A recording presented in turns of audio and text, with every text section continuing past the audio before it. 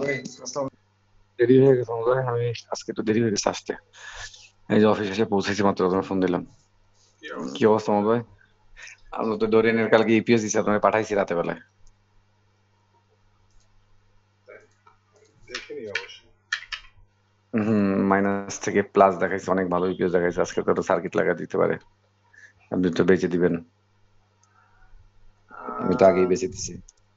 দেখা যাক কতদূর যায়। আমি 29 টাকাতে বিক্রি করার আশা রাখি শেয়ারটা, আজকে মনে হয় যাবে না অত। আজকে কত আজকে যেতে আমার পারবে জানি না ঠিক। আজকে আমার ম্যাচুর, সব শেয়ার ম্যাচুর আজকে আমার। হ্যাঁ, আজকে তো আপনার ম্যাচ হচ্ছে। আমি তো বেঁচে দিছি সব, নাই আমার।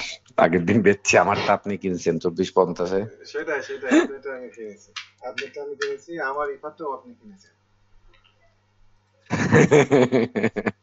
আপনি ইফাত বেচছেন, আমি ইফাত কিনছি, আমার ইফাত আজকে বেচে ওটা।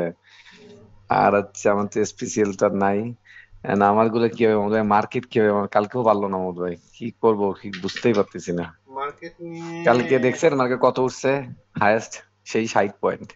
জি, ওই মার্কেটের 60 পয়েন্টে একটা রেজিস্ট্যান্স আছে। ওখানে মার্কেট বাড়ি খেয়ে গিয়েছে, ওই 60টাকে এখন একটা রেজিস্ট্যান্স ধরে রাখেন।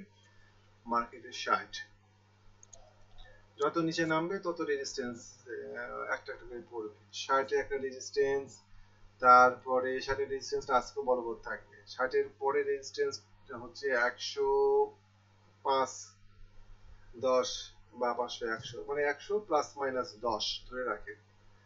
পরের রেজিস্ট্যান্স 5175, তারপরে 5200, তারপরে 5234, 270, 330।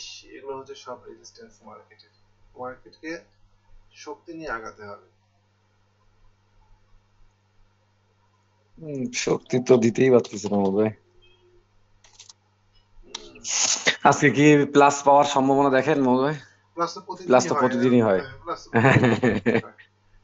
প্লাস পাইতেই পারেন আজকেও। প্লাস তো প্রতিদিনই হয়। কালকেও মনে হয় অনেক পয়েন্ট প্লাস হয়েছিল, প্রায় কত, প্রায় 50 পয়েন্টের মতো প্লাস হয়েছিল মার্কেট। কালকে অনেক প্লাস হয়েছিল, কালকে 5060 এখন পর্যন্ত উঠে গেছিল। শোনেন, আমি আপনাকে একটা কথা বলি। মার্কেট যে যাই বলুক, জি, বুঝছেন, যে যাই বলুক, জি, মার্কেট 4900 নিচে নামাতে পারবে না আপাতত, বুঝছেন। হ্যাঁ, 4970 বলছিলেন কালকে ওই ওইটাই। ওইরকম 4009, 870 বলেছিলাম তো। 4900, 30, 40, ধরেন রাউন্ড 4900 নিচে মার্কেটকে নামাতে পারবে না। কেমন? তো, আম, এখন এই জায়গাতে প্রথম কথা হচ্ছে হুম, প্যানিকড হবেন না যে কি করবো। কেননা আপনি দেখতেই পাচ্ছেন যে মার্কেট খুব বড় জোরে আর 50, 60, 70 পয়েন্ট পড়ার জায়গা আছে। প্যানিকড হয়ে হাতে সে, মানে আপনাকে বিক্রি করতে হলে পরে আরো আগে বিক্রি করতে হতো, 2 টাকা 1 টাকা বা 5% লসে বিক্রি করতে হতো। এখন লস তো 25-30% বা তারও বেশি হয়ে আছে। এই অবস্থাতে শেয়ার বিক্রি করার কোনো যৌক্তিক কারণ নাই। মার্কেট একটা রিভার্স দিবেই, ইনশাআল্লাহ সেই রিভার্সে আপনার তখন মার্কেট থেকে বাইর হয়ে যায়। মার্কেটে থাকেন না, এটাই হচ্ছে মূল কথা, যে মার্কেটে থাকা যাবে না। মার্কেট 5250 পার না হওয়া পর্যন্ত আমার মার্কেটকে কিছুতেই ভালো বলতে পারবো না। তো আমরা এই 150 পয়েন্ট 200 পয়েন্ট ব্যবসা না করতে পারাটাই ভালো। কোনো কোনো শেয়ারই আমার পছন্দ হচ্ছে না, আমি টাকা টাকা দেখছিলাম। ও, তো কি করব মনে ভাই? আহ, তবে তবে জি, ওই সেদিকে এক ইন্ডিয়ান শেয়ার ব্যবসায়ীর সাক্ষাৎকার দেখছিলাম। তা ওনাকে জিজ্ঞাসা জি, করা হলো যে আপনার সাফল্যের রহস্য কি। উনি বলতেছিলেন যে সাফল্যের রহস্য হচ্ছে যে মার্কেট সামনে কোন সেক্টরে মুভমেন্ট করবে সেই সেক্টরটা বের করার চেষ্টা করা। কেমন? তো আচ্ছা, জি, এবং সেই সেক্টরে বিনিয়োগ করা। তা আমার কাছে মনে হয়েছে বর্তমান সময়ে, ভদ্রলোকের কথাটা আমার পছন্দ হয়েছিল, আমার কাছে মনে হয়েছে বর্তমান সময়ে সেক্টর মুভমেন্ট করার মধ্যে একটা সেক্টর হচ্ছে পাওয়ার সেক্টর। সরকার আচ্ছা, মানে সরকার যদি ভারত নির্ভরতা থেকে বের হতে চায়, তাহলে পরে যে হুম, কোনো মূল্যেই বিদ্যুতের স্বয়ংসম্পূর্ণ হতে হবে, এবং পাওয়ার সেক্টরের মধ্যে সেই সমস্ত শেয়ার গুলো যে শেয়ার গুলো বিদ্যুৎ তৈরি করে, হুম, আপনার ডোরিন পাওয়ার কেনার, এটা আমার মূল কারণ ছিল। কেমন? হুম, তো সেক্টরটা দেখে আপনি একটু ফোকাস করেন। বুঝতে পারছি, পাওয়ার সেক্টর এর তো আরো অনেক শেয়ার, কেপিসিএল আছে। এর তো পাওয়ার সেক্টর গুলো তো পড়ে আছে, দীর্ঘদিন ধরেই পড়ে আছে। আমি যদিও এখন সেক্টরের মধ্যে অনেক বাড়ছে। আমি পাওয়ার সেক্টর নিয়ে বারাক, জি। আমি দেখছিলাম, আমি কোথাও আমি দেখি পাওয়ার সেক্টরটা নিয়ে কথা বলি। Fuel and power, yes. তাহলে আমি এওএল কি করে, কি তৈরি করে এওএল? Associate oxygen. না, এই অক্সিজেন দিয়ে কাম হবে না। বারাকা পাওয়ার, বারাকা পাওয়ার বারাকা পাওয়ার এই শেয়ারটাতে ব্যাপক মাত্রায় পার্টি ঢুকে আছে ফেব্রুয়ারি মাসে, বুঝছেন? ফেব্রুয়ারি মাসে পার্টি আচ্ছা, ঢুকে রাখছে এই জায়গাতে, ফেব্রুয়ারি মাসে কয়েকদিন পার্টি ঢুকায় রাখছে বারাকা পাওয়ারের ক্ষেত্রে। আমার হিসাবে এই এই 10 টাকা 50 পয়সা পার করতে পারলে পরে বারাকা পাওয়ারে এন্ট্রি দেওয়া যায়। বারাকা পাওয়ার এক ধাক্কায় যাবে 12 টাকায়, 12 টাকা থেকে ও আবার একটা কারেকশনে আসবে। আপনি হয় 10 টাকা 50 পয়সা পার হয়ে এন্ট্রি দেন 12 টাকা 10% গ্যাপ খাওয়ার জন্য, অথবা 12 টাকা থেকে যখন সে রিটেস্ট করবে একটা, সেই রিটেস্টে আপনি এন্ট্রি দেন। সাধারণত রিটেস্টে এন্ট্রি দিতে একটু ভয় লাগে, কিন্তু রিটেস্টে এন্ট্রি দিতে পারলে পরেই খুব দ্রুত প্রফিট পাওয়া যায় বা লস নেওয়া যায় আর কি। বারাকা পাওয়ার শেয়ারটা আমার কাছে খারাপ লাগেনি, এই শেয়ারটা ভালো। এটা একটা বারাকা পাওয়ার, বিডি ওয়েল্ডিং দরকার নাই। এটা এটা বারাকা টার্গেট কত হবে মনে হয়? বারাকা পাওয়ারের টার্গেট আপাতত হবে 12 টাকা। কেমন? আচ্ছা। একবারে তো বাড়ে না। আপনি 14 টাকায় পরবর্তী প্রফিট টেকিং করবেন। 12 টাকার পরে 12 টাকা 14 টাকা, তারপরে একটু ফিবোনাকি টানে নিই, কততে আসে ফিবোনাকি রেশিওটা, এটাকে আমি একটু বাহু ধরি। 16 টাকাতে আপনি পারায় যাবেন সেটা আপাতত। আর পাওয়ার সেক্টরের অবস্থানটা মতো? আমি সেক্টর দেখবো। বারাকা পাওয়ার, জিবিবি পাওয়ার, আর একটা কোনটা জিবিবি পাওয়ার? বারাকা পাওয়ার, বারাকা পতেঙ্গা পাওয়ার, বারাকা পতেঙ্গা এই শেয়ারটা, এই শেয়ারটা এই শেয়ারটাও আশা ভাই সুন্দর জায়গাতে আছে। 10 টাকা 80 পয়সার উপরে এখন যদি এন্ট্রি দেন, আপনার স্টপ লস একদম লিমিটেড। 10 টাকা স্টপ লস, প্রফিট টেকিং। অথবা একটা কাজ করতে পারেন, শেয়ারটা এই 11 টাকা 70 পয়সাতে গিয়ে ও একটা কারেকশনে আসবে। ডেইলি কারেকশন হোক বা পরের দিনে, মানে এমন হতে পারে যে আপনি আওয়ারলি কারেকশনে শেয়ারটা কিনে নিলেন, অথবা হুম। ডেইলি কারেকশনে এই শেয়ারটা। আমি যেমন ডুরিন পাওয়ার কিনেছি, কিন্তু আওয়ারলি কারেকশনে, বুঝতে পারছেন তো? আমার আচ্ছা। একটা পয়েন্ট ছিল, সেই পয়েন্টটা ক্রস করে গিয়েছে, আমি এন্ট্রি দিয়েছি। ঠিক এখানেও আপনি 10 টাকা 80 পয়সা ক্রস করে যাবে, গতকালকে 10 টাকা 80 পয়সা ক্রস করেও পড়ে গিয়েছে, বারাকা পদকের কথা বলছি আমি। জি। তারপরে আপনি জাস্ট 11 টাকা 70 পয়সা পর্যন্ত যাওয়ার জন্য ছেড়ে দেবেন। 11 টাকা 70 পয়সা গেলে পরে ও একটা কারেকশনে আসবেই 11 টাকা 30 পয়সা, হুম। 11 টাকা 20 পয়সা, ওই জায়গাতে আপনি এন্ট্রি দিয়ে দিবেন। জিবিবি পাওয়ার ওই বন্ধ হয়ে গেল এটা কেন? প্রফিট টেক কত মনে হয়? বিবিপিএল এর প্রফিট টেক কত হবে? বিপিপিএল এর প্রফিট টেকিং 1270। ঝামেলা করছে জায়গায়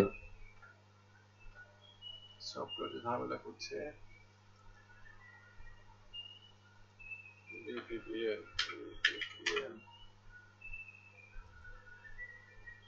বিপিপিএল 1 উইক। বিপিপিএল এর টার্গেট 13 টাকা থেকে সর্বোচ্চ 16 টাকা 17 টাকা। 13 টাকায় কিছু প্রফিট নেবেন, 17 টাকায় বাদ বাকি প্রফিট নিয়ে বের হয়ে যাবে। বুঝতে পারছি। মোহাম্মদ ভাই, একটু এর বাইরে একটা জিনিস নিয়ে একটু আলাপ করি, সেটা হচ্ছে সেলভো কেমিক্যাল। এটার কি অবস্থান বুঝতেছেন? এটা চিটাগাং এর আলাদের নিউজ। আপনি কি নেট পাচ্ছেন? আমি তো পাচ্ছি না। না, নেটটা সার্ভো চলে গেছে আমারও। আসছে আমার আসছে আমার হ্যাঁ, এই যে আসলো আসলো, জি জি, আমারও আসলো একই সাথে। সালভো সালভো কেমিক্যাল কি বলছে? সালভো কেমিক্যালের নিউজ চিটাগাং এর পার্টি খুব ভালো হবে। বলতেছে যে ওই যে জামান ভাই, মানে বেক্সিমকো গ্রুপ, সালভো ওনারা কেমিক্যাল সালভো কিনতেছে। কেমিক্যাল সালভো কেমিক্যাল আপনি এন্ট্রি দিয়েন না সেলভো কেমিক্যালে। হুম। 22-23 টাকার নিচে। প্রথম কথা, টার্গেট খুব কম, 24 টাকা 70 পয়সা থেকে 27 টাকা পর্যন্ত টার্গেট। আপনি যদি মনে করেন যে না আমি এখন কিনবো, তাহলে পরে আপনার স্টপ লস নাই, মানে ম্যাচুরিটি আপনাকে যদি না বাড়ে বিক্রি করে বাড়াইতে হবে। এই সমস্ত জায়গাতে শেয়ার কেনা না কেনাই ভালো। আপনি শেয়ারটা একটু বাড়তে দেন, 22 টাকা 23 টাকা পার হতে দেন। 23 টাকা টানা পার করতে পারে বলে মনে হচ্ছে না, এন্ট্রি দিয়ে নাই শেয়ারে আপাতত। যদি না নিউজকে খুব ভালো মতন ট্রাস্ট করে সেটা আলাদা বিষয়। তার মানে 24-70 থেকে 27 টাকা সর্বোচ্চ টার্গেট, তার আগে 22-23-এর মধ্যে বাধা আছে, এই বাধা পার হলে তারপরে, জি। তাই তো বন্ধু? হুম। বুঝতে পারছি। আমাদের পাওয়ার সেক্টরটা তো খুব রিস্কি মনে হচ্ছে, মানে সেক্টরটা এটাকে কিভাবে দেখতেছেন আপনি? পাওয়ার সেক্টর, পাওয়ার সেক্টর যদিও একটু কারেকশনে গেছে ইস্টার্ন লুব্রিকেন্টের কারণে, মেইন এটা বাড়াইছিল কিন্তু ইস্টার্ন লুব্রিকেন্ট। কই দেখাচ্ছে না যে, যাক আবার যে বন্ধ হয়ে গেল। আমারও বন্ধ হয়ে গেছে। অন্য কোনো শেয়ার দেন। মোহাম্মদ ভাই একটু বিডিকমটা দেখে দেন আমার। আমার কাছে কিন্তু এই শেয়ারটা খুব ভালো লাগতেছে, বিডিকম। আমি ডোরিয়ানের কথা আপনাকে বলছিলাম, আমার কাছে খুব ভালো লাগতেছিল। আমার কাছে বিডিকম মানে স্কিনটা খুব ভালো লাগতেছে। মার্কেট ঘুরলে এই শেয়ারটা কিন্তু সার্কিট দিয়ে দিবে। বিডিকম পার্টি আছে ভিতরে। বিডি কম, সেটা আলাদা এই যে বিষয়। ফুয়েল এন্ড পাওয়ারের চার্ট এখন এসছে আমার। বিডি কম বিডি কমের ক্ষেত্রে আমার আপাতত বক্তব্য হচ্ছে এন্ট্রি দিয়ে না। বিডি কম 22 টাকা 30 পয়সায় পাবেন আশা করি। হম, বিডিকম 22 টাকা 30 পয়সায় পাওয়া যাবে। ওই যে গাছটা কি কেনা যায় মোহাম্মদ ভাই, নাকি না আরো পড়বে?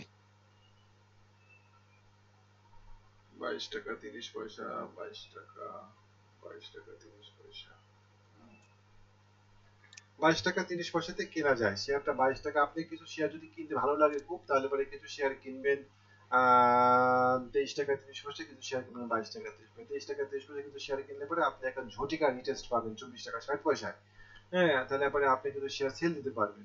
আর 22 টাকা 30 পয়সা শেয়ার কিনলে পরে আপনার স্টপ লস খুব মিনিমাম স্টপ লস হবে, মোটামুটি ভাবে ওই 21 টাকা 50 পয়সাতে স্টপ লস নিতে পারবেন।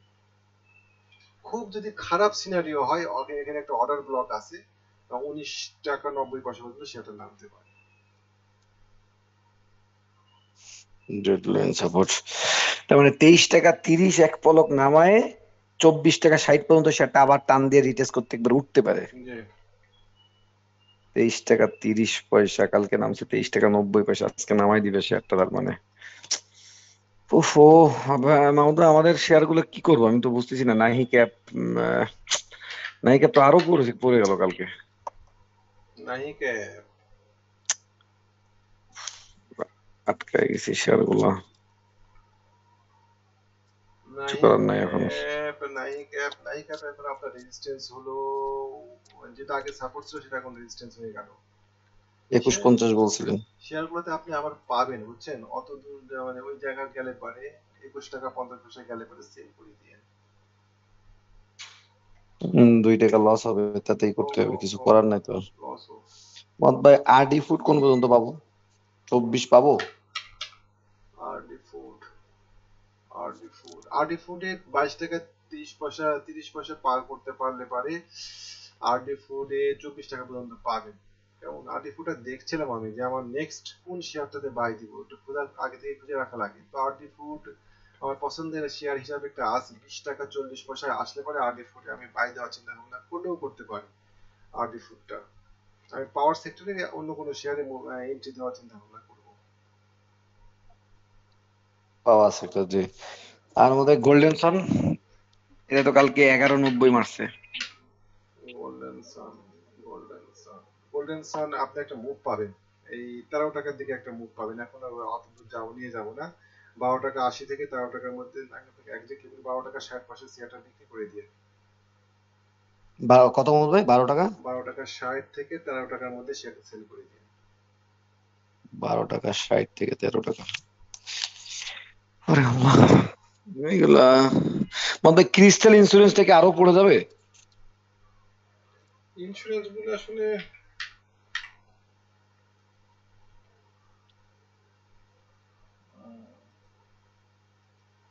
ক্রিস্টাল ক্রিস্টাল আপাতত ধরে রাখেন যে 35 টাকা 40 পয়সা পর্যন্ত। 35 টাকা 40 পয়সা ভাঙলে পরে আমার তখন এটাকে আরো নিচের দিকে নামাতে পারি কিনা দেখবো।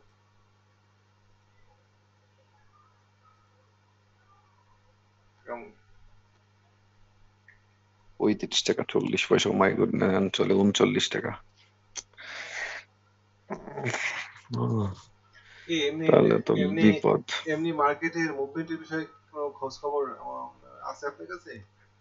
ভাইয়া, কালকে কথা বলছি আমি মার্কেটের মুভমেন্ট বিষয়ে, সবাই বলতেছে যে আজকে যেহেতু কালকে অনেক খুব অপমান করছে আমাদের চেয়ারম্যানকে, সেই হিসাবে একটু ঘুরতে পারে এরকম ভাবে বলতেছে ভাইয়ারা। হতাশ তারা। আচ্ছা। কিন্তু আমাদের লঙ্কা থেকে বলতেছে যে মার্কেট ঘুরে যাবে, উড়ে যাবে, কালকেও বলছে, কিন্তু উড়ে তো যায়নি, কাছে উড়বে। চেয়ারম্যানকে সরাই দিবে এটা মোটামুটি নিশ্চিত। এটা মোটামুটি নিশ্চিত, এইভাবেই জোর দিয়েই বলছে আর কি। এখন সব তো আর বলে না। এইভাবেই বলছে আমাকে কালকে যে চেয়ারম্যান চলে যাবে। তো চেয়ারম্যান চলে গেলে মার্কেট ঠিক হয়ে যাবে। আচ্ছা, যাই হোক, মার্কেট ঠিক হতে গেলে পরে তো আমাদের শেয়ারগুলো যে জায়গাতে নামছে সেই জায়গা থেকে রিকভারি করতে গেলে পরে তো মার্কেটকে যেভাবে বাড়াতে হবে, সেটাও তো জি। একটা অবিশ্বাস্য মনে হচ্ছে যে মার্কেটকে এইভাবে মার্কেট ফেরানোর সময় তো ফেলাই দিয়েছে, উঠানোর সময় হুম। মার্কেটকে ফ্লাই করবে বলছে ওরা। ফ্লাই করতে গেলে পরে তো সবগুলো শেয়ার নিয়ে ফ্লাই করে তো লাভ নাই। এটা বুঝতেছি না, কিন্তু ফেসবুক বলেন আর আমার সাথে তো অনেকজন কথা বলে, সবাই বলেন একই কথা, 4,000, যেটা আপনাকে আমি বলছি 4,800 আসবে। সবাই জেনে আমি যদি জানি 4,800 আসবে, তাহলে আমি আশাও তো সেল করে বসে থাকবো ওই জায়গায় কেনার জন্য। মানে এইটাই মিলাতে পারি না হিসাবটা, আসলে কি তাহলে কি গ্যামলাররাই বিপদে পড়ে যাবে আমাদের কাছে? আর এই জায়গায় এত শেয়ার সেল হয় কিভাবে, কারা সেল দিচ্ছে এই জায়গাটায় এসে? ফোর্স সেল কিন্তু এখনো হয়নি, ফোর্স সেল কিন্তু শুরু করেনি। অধ্যায় যেমন ইয়েটা কি ফোর সেল চলতেছে, ওই যে বিচাচারি, এটা কই নামবে? 54 লাখ 60 লাখ করে সেলার থাকে এরা। 20,000 যে জায়গাতে উঠছিল এভাবে পড়াটাই যৌক্তিক ছিল। 20,000, 20,000, 20,000 নেক্সট গন্তব্য 44 টাকা। 44 টাকা। কালকে ফারুক ভাই বা চিটাগাঙ্গের উনি বলতে চাচ্ছে এটা 46 টাকা আসবে। 52 টাকাতে একটা বাড়ি খাবে এই শেয়ারটা আজকে। এই শেয়ারটা মার্কেট ঘুরবে সবার আগে ঘুরবে। এই শেয়ারটা প্রথমে ঘুরে 77 টাকায় যাবে, বুঝছেন? 77 টাকায় ও, গিয়ে একটা একটা একটা ডেড ক্যাট বাউন্স হবে এই শেয়ারটাতে। তার মানে 52 টাকায় ডেড ক্যাট বাউন্স দিবে? ডেড ক্যাট বাউন্স 52 টাকা তো দিতে পারে। 52 টাকা একটা ভালো মানে রিভার্স জোন। 52 টাকা 80 পয়সা, 52 টাকা 80 পয়সা, আপনি 55 টাকা ধরে রাখেন বা 53 টাকা ধরে রাখেন, এখানে নামেই ও একটা ডেড ক্যাট দিবে। ডেট কার্ড দিয়ে ও মোটামুটি 75 টাকা পর্যন্ত যাবে। 75 টাকাতে গিয়ে ও তখন যদি নিচের দিকে নামবে, অথবা যদি এখান থেকে পারে তখন সেটা পরে নিয়ে যাওয়া হবে। তার মানে 44 যেটা বললেন সেটা এই মুহূর্তে সম্ভব না? না, 52 থেকে 55 এটা গ্রহণযোগ্য। 52 থেকে 55, তার মানে আজকেও বায়ারলেস হবে, কালকে বায়ারলেস হয়ে তারপর ছুটে যাবে। হুম। কি কিনবো মোহাম্মদ ভাই কিছু, মানে রিস্ক নিয়ে নাকি না?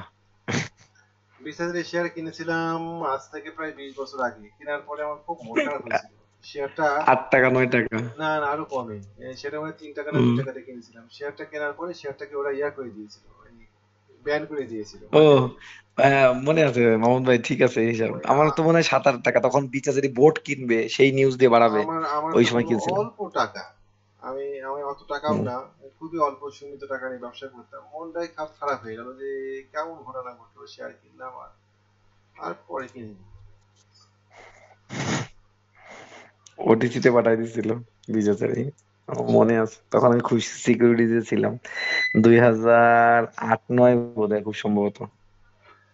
তো এই হচ্ছে অবস্থা। তো ঠিক আছে, আসলে ভাই আজকে আর কোনো শেয়ার ঠিক আছে, হ্যাঁ মোহাম্মদ ভাই। জি না মোহাম্মদ ভাই, আর নাই জি, আর ঠিক আছে মোহাম্মদ ভাই। আসসালামু আলাইকুম। জি, আসসালামু আলাইকুম।